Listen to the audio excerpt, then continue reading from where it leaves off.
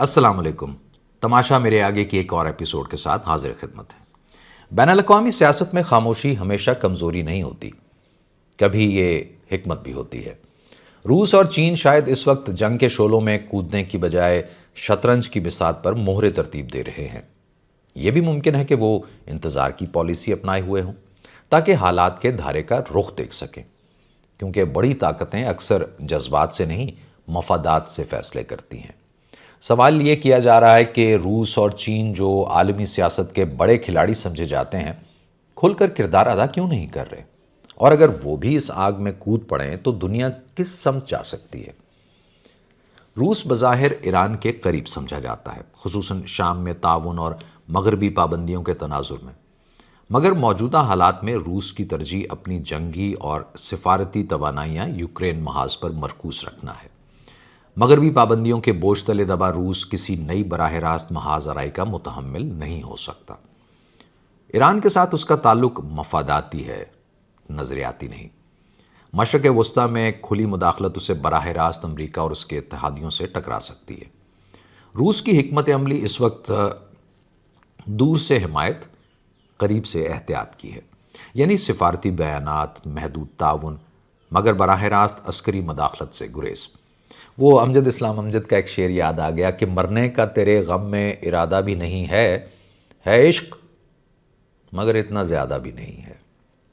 چین کا معاملہ یہاں تھوڑا مختلف ہے۔ چین عالمی معیشت کا انجن ہے اور توانائی کی بڑی ضروریات رکھتا ہے۔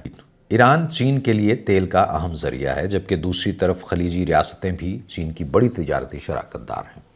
چین کی خارجہ پالیسی عمومی طور پر عدم مداخلت پر مبنی رہی ہے۔ اس کا مفاد استحکام میں ہے، انتشار میں نہیں۔ اگر مشرق وسطیٰ میں جنگ پھیلتی ہے تو بیلٹ اینڈ روڈ جیسے منصوبے متاثر ہو سکتے ہیں، تاہم وہ اقوام متحدہ میں اور اس کے علاوہ جو دیگر عالمی فورمز ہیں ان پر تہران کی سفارتی حمایت جاری رکھے ہوئے ہے اور غیر ملکی مداخلت کی شدید مذمت بھی کرتا آ رہا ہے۔ وگرنہ فوجی قوت کی بات کی جائے تو اس وقت چین اپنے جدید ترین آلات حرب سے دنیا کو پہلے ہی حیران کر چکا ہے اور اپنے اس موقف کا اعادہ بھی کہ وہ عدم جارحیت پر یقین رکھتا ہے۔ اب کچھ عاقبت اندیشوں کی سوچ، تبصرہ یا تجزیہ کہہ لیں، اس تناظر میں دیکھیں تو اگر یہ دونوں طاقتیں براہ راست جنگ میں شامل ہو جائیں تو منظرنامہ یکسر بدل سکتا ہے۔ مشرق وسطیٰ پہلے ہی عالمی طاقتوں کا کھاڑا رہا ہے۔